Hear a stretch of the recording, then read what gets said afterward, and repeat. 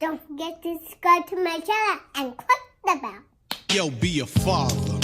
If not, why bother, son? A boy can make them, but a man can raise one. Be a father to your child. Be a father to your child. Wata bum bum. What's up, fellas? Oh, we on? We're on. Sound the horns, gentlemen.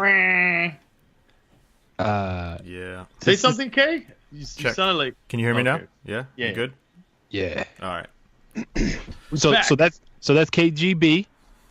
And then we got. And, Did I say your name again? Nah. you said K. You good? Okay. Now I'm all paranoid, dude.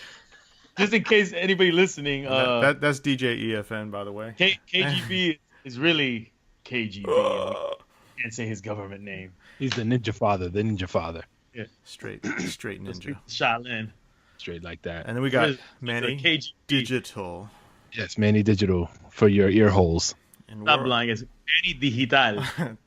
Yeah. Represent También. Yo, so what? This is episode 5? 5, yep. Yo, that's crazy, B. Going through them like Pampers, son. Nice. Yeah, yo, son, that's a sore spot for me, B. Yo, Costco is killing it with the diapers right now. Oh, Amazon for me, man. I got it on subscribe. Oh, how much does that save you? Does it make sense? I'm lying. I don't subscribe. I look at it and I oh. say, should I? But then I'm like, she's gonna grow out of it, and I'm gonna get the wrong box when I don't need it. And You just got to get on the KGB plan, bro. 5 months, bam, potty train. AGB just uses plantain leaves. Yes. And then whatever comes out of AGB, he uses. We just bury it. Growing banana trees everywhere in LA right now. That's what's up. What's up. You know what? Really quick though, it doesn't have to be this episode, but I think we should, in one of our episodes, get into our individual cultural backgrounds and how we think that plays into our parenting skills. Why should we wait? Do we have any other pressing topics that we want to talk about? Well, there's a lot of pressing topics. Well, yeah. So we can we could either go into that or we can talk about Webbie and TMZ. Well, we can do that, and then we can maybe segue, even though it's backwards. But whatever, yeah. Let's. I wanted to go into that first, actually. Okay, let's do that. So why don't you kick it off? Because I didn't catch all of it, but the minute that I looked at it, I was like, yo, this is dumbest shit I've ever seen. But please. All right. Where did you see this, Kay? First of all, so it was on Hip Hop DX. They had a post about it. So Webbie apparently. He caught, I guess he was in his home studio, and then he heard some goings-on upstairs, and he went upstairs, and I guess it was 4 or 5 in the morning, and he caught his 2 sons, another one of their friends, and a girl all in the same bed together. Now, apparently they were all clothed, and I don't know what they were doing, but then he went in on them he basically live streamed him going in on the kids. yeah, and I caught that. and then TMZ picked it up, and then he basically stood by him chastising his kids on that to show a lesson. And apparently like some of the other kids tried running out of the house, and he sent his kids to stop them because it was like 4 or 5 in the morning, and he was like, I don't want any kid leaving my house and getting lost or any of that kind of stuff. And right, it was pretty funny him going off on his kids and basically cursing his kids out, and then apparently one of the consequences was he tore the doors off his kids' bedrooms so that they've got no privacy at this point. He sounds like a Cuban mother, bro.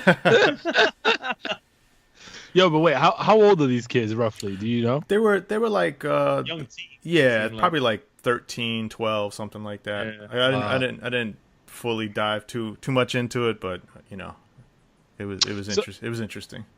The reason I ask is because there's a stage with kids where stuff like that will happen, and it's not with like, I'll call it sexual intent, right? Which is right. what this sounds like, right?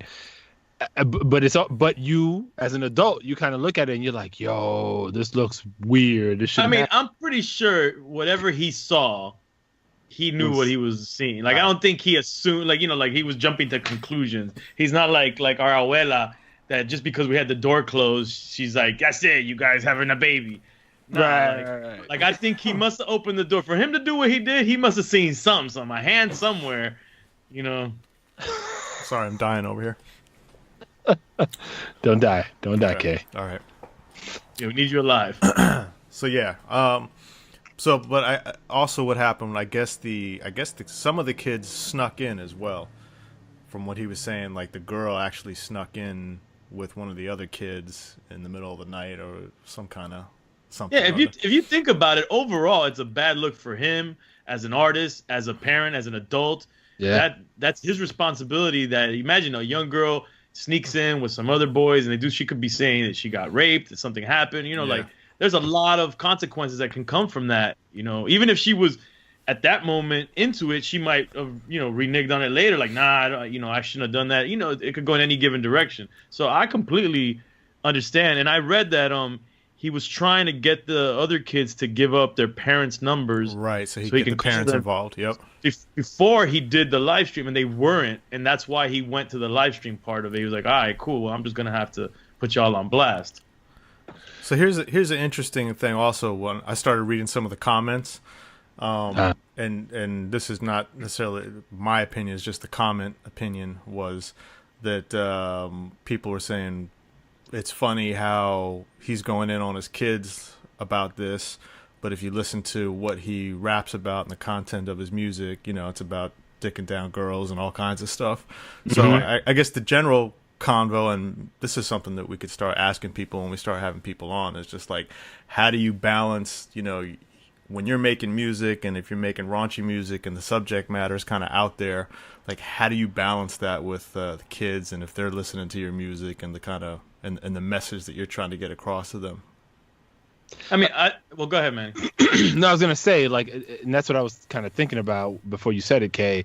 The fact that you are a rapper and the content that you push out happens to be similar to what is alluded to here, right? The potential of what was happening. You kind of have to expect it unless you are, I don't know, proactively, teaching and showing different things. Right. Because we could talk all day long, and I mean, Kay, I'm sure you've seen this, and E, you'll see this shortly. We could correct and talk about all sorts of stuff with our kids, but it's the way we act and how we show up that they really mimic and jump on. So, like, it's tough for somebody like him to be like, y'all doing some crazy shit, but then turn around and record a record that's doing exactly that. I mean, I completely get that, and trust me, there's conflict even on my end where I'll listen to some of, like, the Alliance, like we have a song called Who's Cocking and stuff like that, and I'm like, oh my God, now I have a daughter, and the skit that we've done on mixtapes. But I want to understand, like, are we affording the same thing to an actor who does crazy movies and does a porn movie, or does like Boogie Nights or this or that, like, or a metal guy or a rock and roll guy who does heroin and has has groupies and stuff. Like, I just feel like hip hop, for some reason, we're a little bit more critical on rappers, and I just think that at the end of the day, although we in hip hop quote unquote pride ourselves on like keeping it real, I do feel that they're an artist, it's entertainment, and that's their kids, and I think it's separate things, and then he could, like, let's just say the kid were to respond to his dad like, yo, this is what you talk about in your music, and I'll be like, all right, yeah, when you're an adult, if you want to act like my music, that's on you as an adult, but in my house, you're not going to put, I'm responsible for what's going on here, and that's not going to happen under my roof. So I just think those are the things we need to weigh out. No, but I mean, I think it should be the same rules across the board, and I agree with you. Like, hip hop gets a bigger microscope put on it when it comes to stuff like that. But it's the same rules, in my opinion, apply. Like, you could be the star of Boogie Nights, right? Which, by the way, was Mark Wahlberg, wasn't it? Yeah, Marky Mark. So you could be him, right? Still have his poster in your ceiling, right?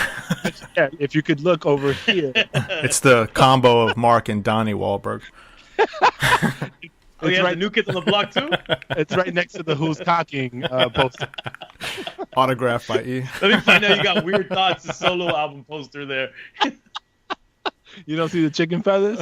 Shout out to Dream Big Hip Hop podcast. Check it out. All right, go ahead. Damn, now I lost my no, I'm kidding. So you got to be able to separate that, but it's not up to like TV and the media are going to take these things, they're going to run with them wherever they go, right? So you as the person that's portraying whatever it is that the media is jumping on, you have to have that conversation in your house and explain very clearly so they can understand what the difference is between fiction in this case and reality, and what expectations are within your household versus out in the out in the world. But then again, it might not even be fiction. Like, it gets it in a weird space because art sometimes imitates life, right? Well, a lot of times. And so I just think you have to be able to like explain to your kids, like, again, this is the way I would do it. I'll be like, look, when you're an adult, if you want to be an artist or you want to wild out, you want to do crazy stuff, I won't like it, but that's your right as an adult. But under my roof, you're going to have these rules and I'm responsible for you. And I can do whatever the hell I want because I'm an adult. And that's, end of the story. So, but I guess, so I agree with you on that. But then there's the nuance of laying rules as opposed to guiding morals and, kind of guiding them in a path of like what is really right for their lives. And it's all, I think it's hard to say, but it's like there's a rule, but then there's also like, how do you cultivate, good behavior, that kind of thing. Well, that pendulum keeps, swinging back and forth between the kid that's open-minded and listening to you as their guiding force type, sort of say, and the kid who's, rebelling against you, and now you have to, those rules have to come into play because they're rebelling. So, that goes back and forth. I think that changes that dynamic. I assume. I haven't had the experience. Right. But what do you guys think about just the public shaming aspect of this? Of him doing this? Yeah. It might be that in the nuance side of it, social media was the only way to like get them to like understand how serious this was and kind of like display it. Now, will it work? It's maybe up for debate, because maybe for them, because if you hear him, one of the kids is like smiling and laughing, that kid might go back to school and he might be the man. Like those kids might be like, yeah, you was on TMZ, son. Right. You was running trends, yeah. So you don't, I don't know. So it might actually be more beneficial, or only beneficial to him as the parent, just to cover his ass. To say, put it on record, like, I try to stop this. I'm trying to be the responsible parent. Blase, but it might not have the impact on the kids that we would want it to, because it just depends. I don't know how that's gonna pan out. I don't know. What about you, Kay? What, the public shaming part of it? Yeah. Kind of. It's the same thing. It's a hard, different level. Yeah, I mean, it's definitely something that wouldn't cross my mind, but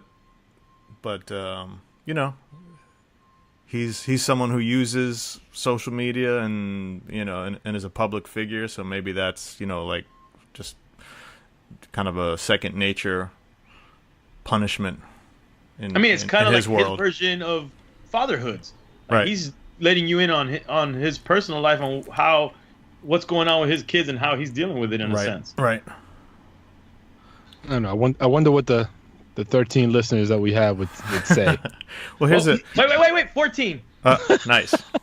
Well, here's another side note on that. What do you guys think about just like sleepovers and all that kind of stuff in general? Is that something? Because now, like, my son is starting to get to the age where other kids are talking about it and that kind of stuff, and that really doesn't fly in our house. So.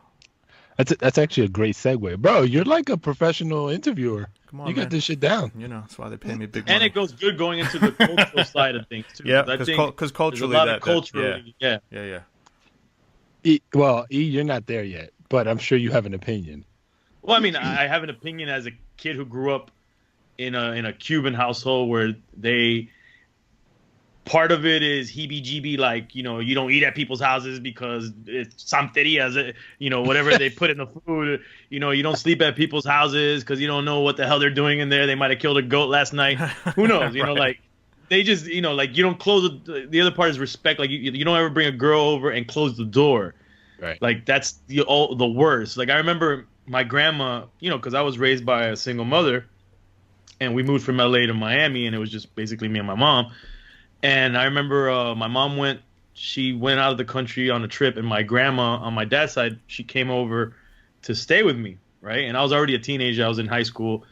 And I would bring chicks over to the crib. And my mom wasn't really with it, but my mom leaned a little bit more liberal to a degree. So she wasn't cool with it, and she didn't like it. But, you know, I would be like, come on, man. You know, just friend, whatever. So you know, eventually my mom would be like, whatever, you know.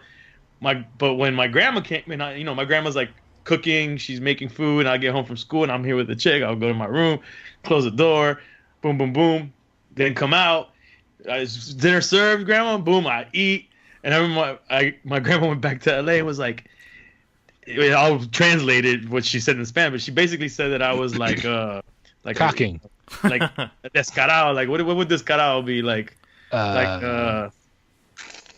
Like whatever, that I was just like, you know, out of control, that I was bringing girls over and I was just having sex, and then I would come out of having sex hungry and food, and I have the nerve to eat her food, you know, and like yo, she went back and like she made me look like a total gigolo though, for sure. You know, like my cousin in LA is like, oh, heard about you. But anyway, going back to your original statement. Growing up as a kid, my parents, my mom and my grandma were not into like the interaction of sleepovers. They weren't into eating at people's houses and doing that kind of stuff. So I think definitely Latin culture lends itself to not being cool with that at real young ages. I don't know, maybe Cubans at least. I don't know, Manny, and I don't know. Let me ask you, related, but don't let us go too off topic. What was the policy with respect to you going to someone else's house and their refrigerator? Into it?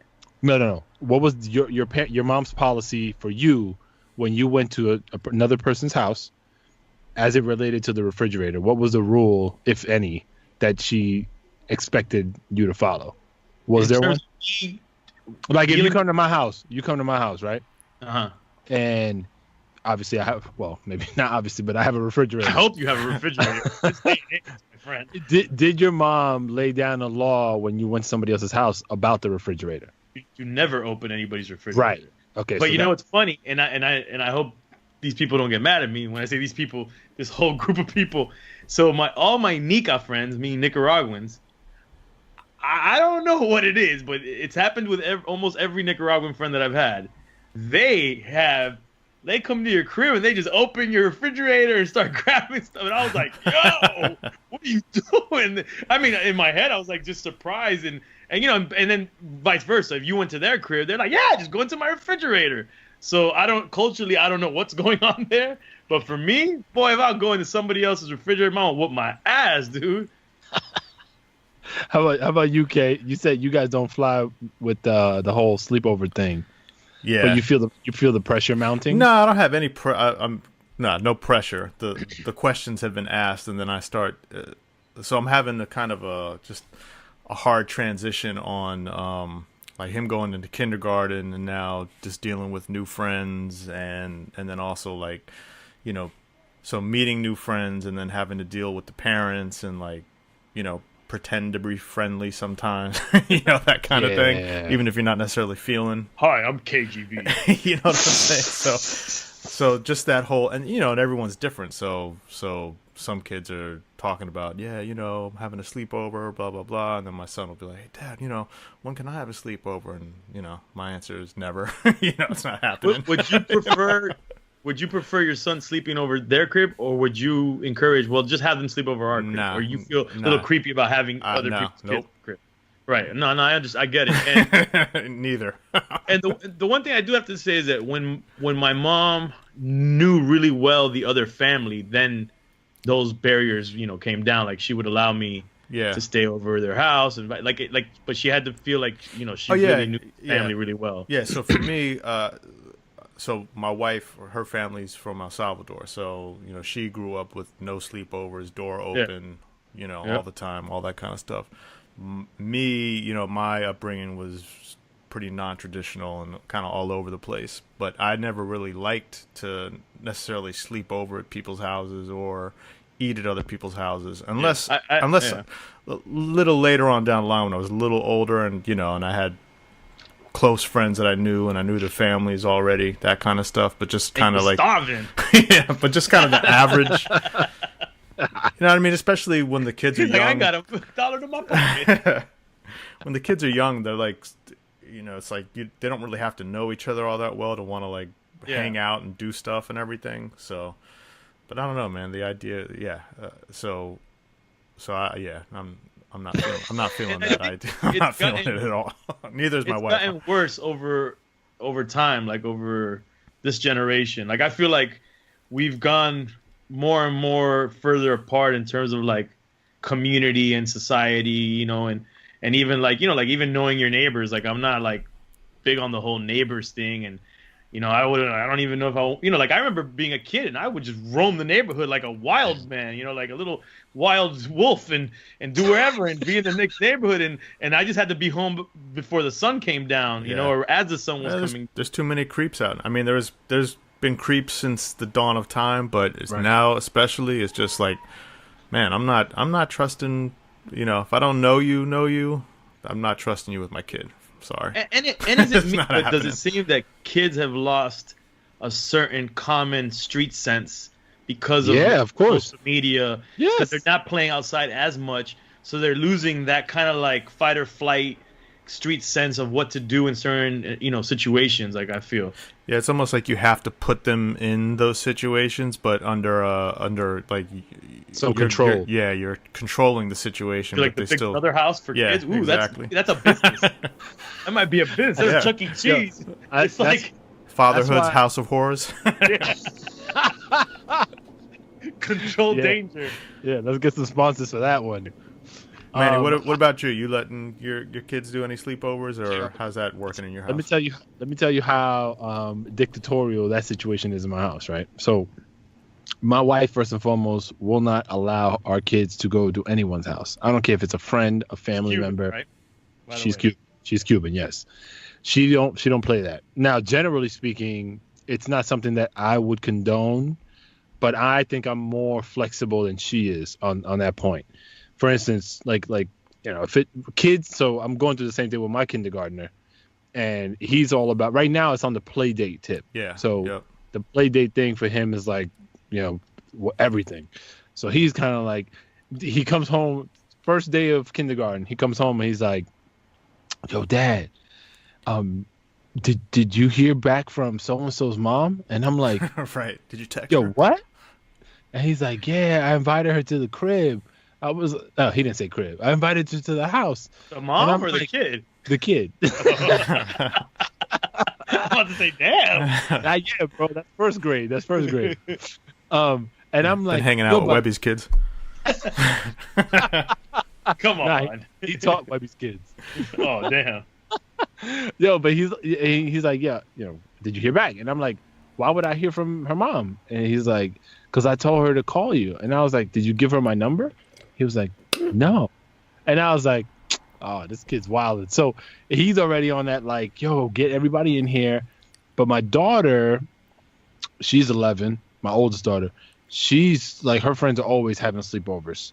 And our rule is like, yo, you can stay till like 10, but we getting your ass and we taking you home. Yep. And we poked her out of those situations, and she feels mad awkward because everybody's like in their jammies, like getting ready, to basically what they do is they take out their iPads, they sit in a circle around each other, and they're on their iPads. That's a sleep. Horrible. She's trash, bro. Does she get mad when you guys pull her out? She know better. Yeah, okay, that's good. She know mad only gets shit popping. She don't want her mom getting crazy. Yeah. Yeah, we don't mess with that. But similar to E and K, I'd love to hear kind of how this plays out for you. I remember vividly the refrigerator conversation. Like when my mother would give us like a talk when we started like visiting our friends and spending time at our friends' houses. She would sit my brother and I down, and she'd be like, "Yo, if I hear one fucking word about you opening a refrigerator in that house, you best believe I'm coming at your ass." Now my mother, so I'm 6 feet. My mother right now stands at maybe 5'4", maybe 5'3", so she's tiny. But yo, she always looked like a giant. To this day, yo, my mother says 2 words, she could be whispering. I'm like, huh, what?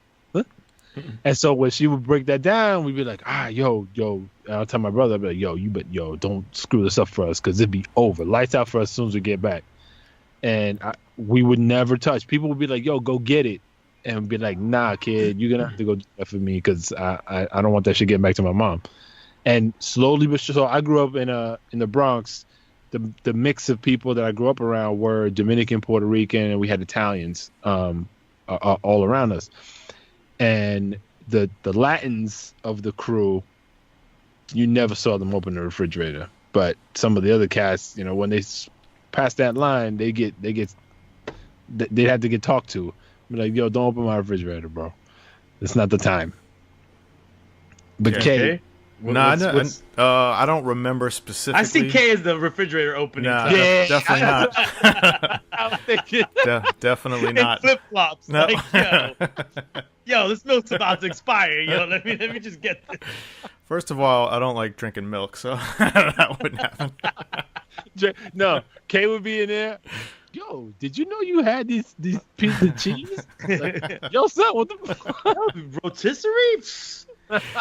No, definitely. I don't remember specifically being told that, but I definitely never. I definitely knew not to. I mean, when I would go over to someone's house, it's not like I would not be going through their stuff. Not going in their fridge, nothing like that. Being on good behavior. And I wouldn't. And honestly, when I was a kid, the idea of other people's food kind of grossed me out too. Same here. Like, I don't want to go and touch anything in your fridge. You know what I mean? Even if I was hungry and they offered me food, I usually was like, no, thank you. Yeah, same here. I never, I was never really feeling it. Yeah, I had too many instances where the food was either bland or like just look weird, and I was like, So Manny, were you allowed to do sleepovers in your house? nah, No, okay. that didn't exist. Yeah. I mean, we hung out mad late. We'd be outside, in the stoop forever, but there was no sleeping on nobody's bed but, ours. Yeah. Yeah, it was very rare for me as well. And now, I mean, so like, again, my 11-year-old, her friends, she's trying to get her friends to come to our house. And my wife is a little bit more lenient with that because she can control the environment. But now I'm the opposite. I'm like, chill. Yeah. Because I'm a guy, right? I feel weird if my daughter was in a place where there's another guy, right? Yep. Off top.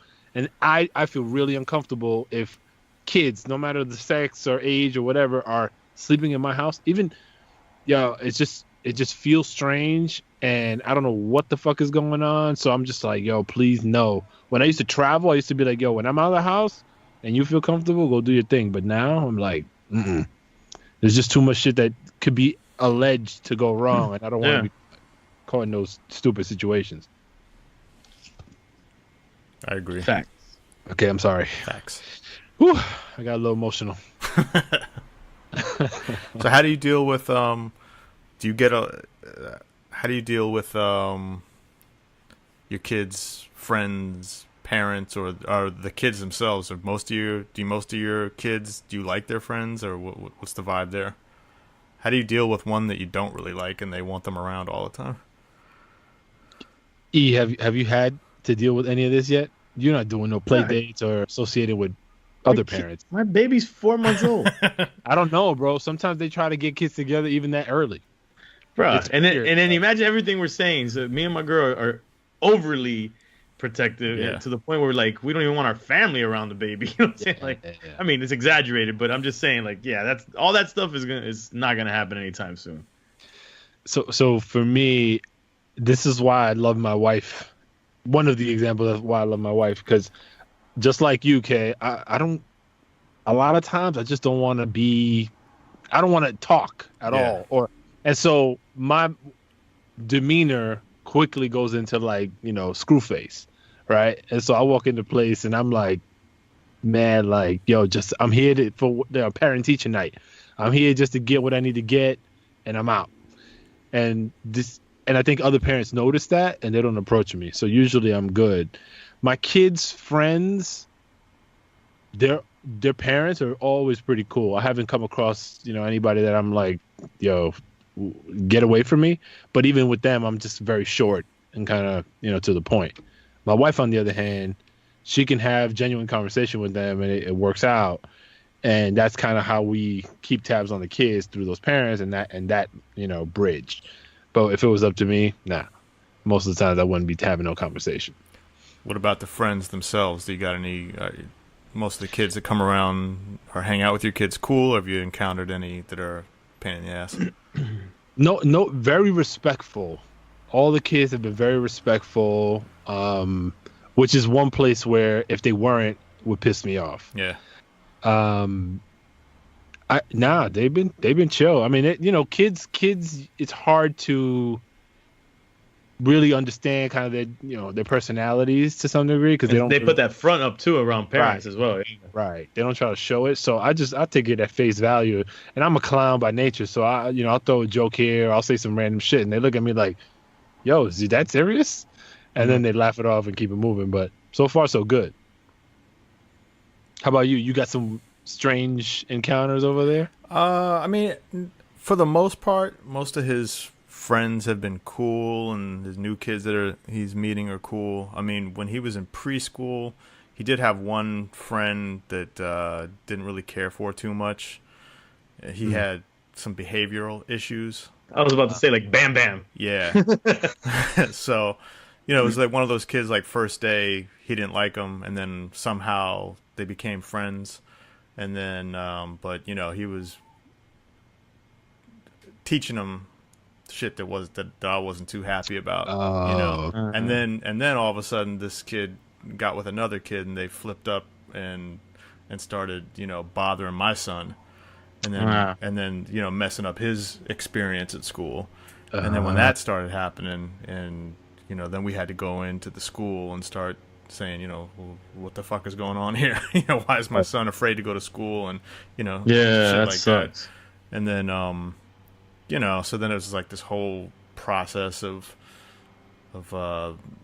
people watching this kid, and then explaining to my son not to take it personally, and then they became friends again. And then when they would go to like parties and stuff, I'd see this other kid, harassing other kids. I'm just like, man, this is. So it was tough. His parents were cool, but it's got to suck to. Did they take responsibilities though for that? I mean, did they acknowledge, or did they like? I kind of felt bad for like the mom especially, because she would just be like, oh, sorry for my kid, he's that kid, that kind of stuff. And so she's aware. Yeah, but they didn't really have much control over him. So yeah, like that's gotta suck, having to deal with that shit. I've seen things, I've heard a lot of things like that from other parents, and it feels like, and I could be completely off, but it feels like kids that are in that stage and are acting out tend to get their way all the time, and so they kind of just, that's natural to them, right? Like to be acting like that and expect it not to be a big deal. But I find, and again, I'll go back to kind of my own upbringing. When you have like the more stern, and I don't mean like whooping your ass type of stern. I mean like, you get all these different, I'll call them rules to simplify things, but you get these rules of how to behave and what's right and what's wrong, and respect is taught very early. Those things are massaged into you repeatedly, and for the most part, it kind of translates into the better behaved kid. Has been kind of how I've seen it, but it's it's a pain. Like I was gonna ask you, Kay, like was your initial reaction like, "Yo, fuck it, let's go send the goons after this kid"? I mean, I kind of wanted my son to slap him upside the head. Lump him up. Yeah. I mean, we were definitely instructing one. So He's teaching his kids like the Karate Kid scene. Well, so Getting ready so for my the son fight. is actually in karate, right? He's already yellow belt, right? So, so this helped him out a little bit. I mean, and actually, we kind of got caught out there at school one day because when he was coming back and he was upset, and like taking him to school was a whole thing, and he was just crying and just. So it was basically like this, both my wife and I instilling in him, hey, you don't have to start any trouble, but if someone starts trouble with you, don't let them in your personal space. And if someone, pushes you or hits you, then you got the right to hit him back and push him back. And, that's why you're taking karate, so you can learn to defend yourself. And, because he wants to be nice, and which is great, but he also, was like, hey, we want, you got to defend yourself as well. So, so that I went to go drop him off at school one day, and we were still having issues with this kid, and he goes up to one of the teachers, and I'm trying to leave, and he goes, "So my dad said that if so and so pushes me or punches me, then I'm gonna punch him back." And actually, the teacher said, "Well, that sounds that sounds reasonable." Oh, okay. Yeah, because what the hell else are you gonna say? Yeah, if she comes to you, get his ass whooped. Like, yeah, nah, you gotta stand by that. Yeah. So, yeah, I mean, for me, it's like he doesn't need to be a tough guy, but he doesn't need to be a pushover either. So, I don't know, bro. Yeah, it's fucked up. I don't know what I'm gonna have to deal with the daughter. I mean, nah, you'll be good, bro. You're surrounded by goons all the time. I want my girl in Muay Thai or something like. I mean, for me, when we put our son in karate, I think he started when he was 4, and it was super helpful for him. I mean, he likes it, but it was also helpful for just like physicality, discipline and energy, but also focus, like learning how to. Yeah, no, like, all that martial arts is amazing for that. If I could have my way, my daughter will be a trained ninja. Anything is possible. I wanted to be a ninja as a kid, so maybe she can live my dream. You can live vicariously through your daughter. I'll pass on. I still have my ninja stars too, and I have my throwing knives and all the crazy stuff. Oh, you still have those? At the age that I was, I should have never had any of this stuff. I had those too. I don't know what happened to them. I moved. Well, I moved too many times. You could do mail order, and I mailed ordered all kinds of stuff. You could send cash in an envelope, and I had like Commando magazine and Soldier of Fortune and Ninja magazine, and I was ordering all kinds of crazy stuff. I used to go to the flea markets, and they had the stands that had all the ninja gear. And I didn't get to the flea market. I was just ordering. My mom wouldn't take me to buy any of that stuff. Right. You're lucky that you caught that wave, because not in my house. I'm talking about. I'm 9 years old with this stuff. Damn. You caught on early with this mail order shit. I didn't even know. And my boys we had the Ninja Club. We were like, we did this whole like we had obstacle course, and then we would throw our knives at the tree, and then a ninja star, and if it didn't land, you had to do push-ups, and then you had to fight each other with staffs. Yeah. And then we went to jumping some folks when we got some bullies in the hood. Mail order was pretty tight because it gave you something to look forward to. You like, oh man, I loved mail order. I loved packages. Even to this day, when I see a UPS truck, I get hyped, man. Yo, UPS truck is always the business, man. That does something to the hormones, because I'm the same way. And my kids, bro, forget it. Like it doesn't matter what package. The whole tribe comes to the door, and they're like, "Open it. What is it? Is that for me?" Because my grandparents in LA, they were the ones that would send me anything I wanted, especially for Christmas, and they always use UPS. Like that was their go-to. So whenever I would see that brown truck, I'll be like, "Oh yes, whatever." I still get out. I wish there was a video of you at that age making that screaming reaction, bro. That should be crazy. Yeah. Jesus Christ. So what challenges are you having, E? Like what's been the most frustrating thing you're going through with? She's 4 months right now, right? Well, before I get into that, just keeping a little bit in this cultural thing also too that I wanted to talk about. And I don't know if you guys have something like this culturally in your background. Your wife does probably, man. He knows exactly what I'm about to say. Mm-hmm. So my parents and my family on my side, not my girl's side, she's from Guatemala. Mm-hmm. They were like, you need to put an azabache on the baby. Do you guys know what an azabache is? I feel like I've heard it, but I'm not sure now. It's this little black stone that's supposed to ward away like evil eye. Oh, quartz. It's a not the eyeball. No, not the eyeball. We have that as well. Oh, it's a black stone, a black stone, and you put it like I even have one in my wallet to this day. But you're supposed to put like a pin it onto your baby because they say even when people go, oh, what a beautiful baby, that they're really like jealous of the fact that your baby is cute or whatever. Is this Cuban in nature or Santeria or combo of both? Well, no. I mean, Cuban culture in general, even when someone is not Santero, has a sliver of stuff that comes from the Santeria world. Got it. Right. It's influence. I don't think anybody that tells you that, everybody that uses azabache will say they're Santeros at all. It's just that's that type of vibe. It comes from the mystical side. But I can't help to hear everything we're talking about to bring it back to that imagine in your psyche growing up, or even like my mom's mom telling her like you got to put this on your kid to protect the baby from all the even, and they're like even the people that say the baby, I love the baby's cute, and they're like even family or whatever, like you need to protect the baby. So imagine growing up that you feel like you need to ward off all this danger, and then that's what it segues into. You can't go to people's houses, you can't like you just grow up with this craziness, It's just funny to me, man. I definitely heard my wife mention it, but I definitely ignored it because I was like, whatever. And I probably said, that's a Santeria shit. Get out of here. But what's funny is that, I'm not totally like, I believe in all this stuff. I have a healthy respect for anything, in the mystical side or spiritual side or anything, any religious thing. But, my mom and my aunt and my grandma kept pushing and pushing.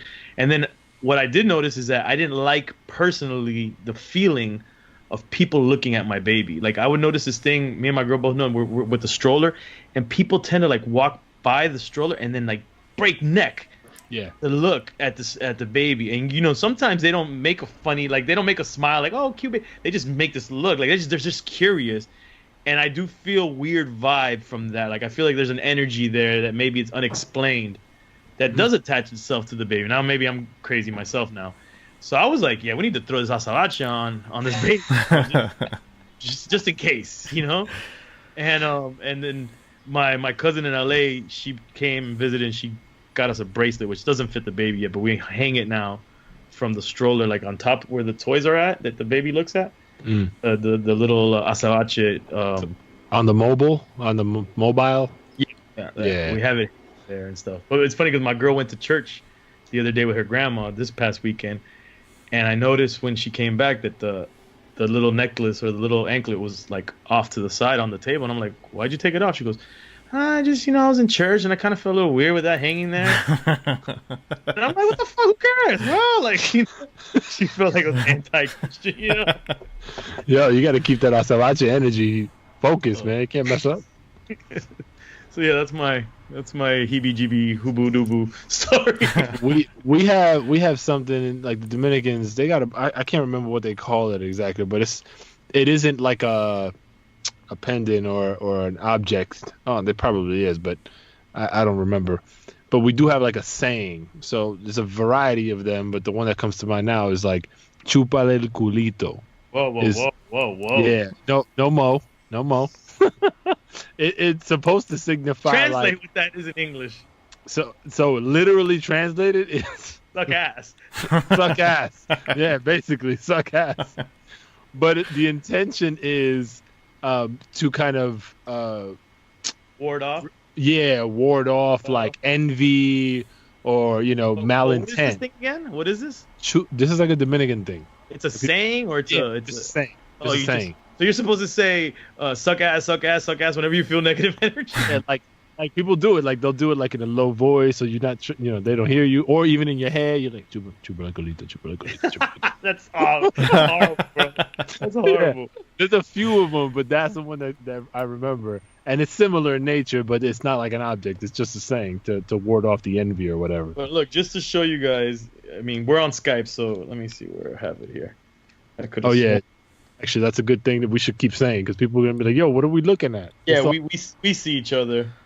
And we're getting better about the audio quality, too, but, you know, it's a work in progress.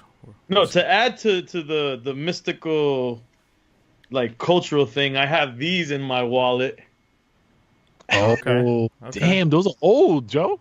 So these are different. So what I'm showing to our listeners, I'm showing these like cards of like different saints, and these actually have significance for me personally. Besides that, I don't know, we're supposed to protect you, but these are from the funerals of my family members, of my grandfather. Like they have it, and on the back it has like a printed thing talking about my grandfather, my uncle, my grandma.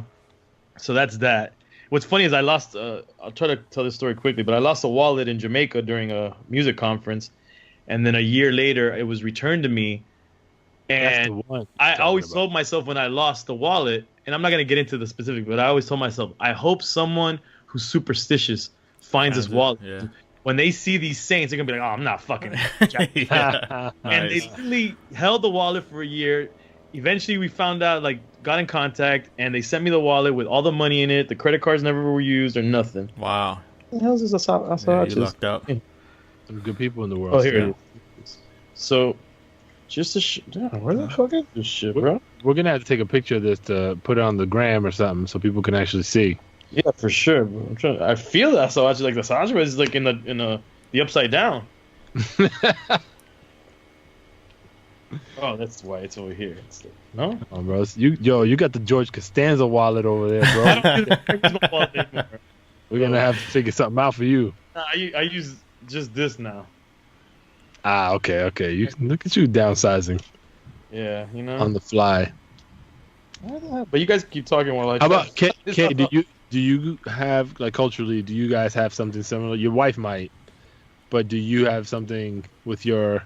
Nah, I mean, honestly, culturally speaking, for me, I'd say the only kind of culture that I could subscribe to growing up was being a latchkey kid. That's kind of culturally where I come from.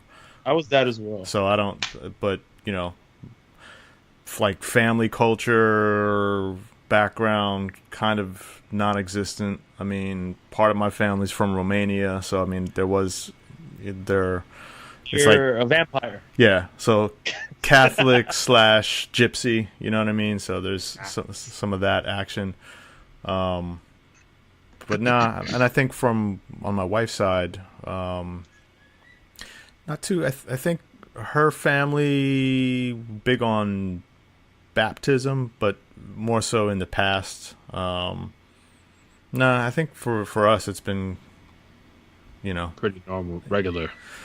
I don't even know what regular is anymore. So that's actually a good point. You know what I mean? It's basically, you know, whatever we feel is right, and you know, we believe in energy and certain vibes and that kind of thing. So you know, I think for our kid, it's been more of like just putting positive energy out in the universe to protect. I mean, we do have certain things like we'll do you know, there's a lot of Marys around and beads and that kind of stuff for added protection. You say Mary like Saint the mother, Virgin Mother. Yeah. So some of that comes from, you know, my wife's side. Cool. But I look at it as, you know, we look at it as just, you know, extra protection, that kind of thing. Hey, you can never get enough. No, not mad at that. Nope. Costanza, you got that thing? You got that fire? Yeah. Oh, damn. Is that how they always look? Yeah, they're either smaller or larger. But that what is that? Like a hexagonal, octagonal kind of something shape? like that. Yeah.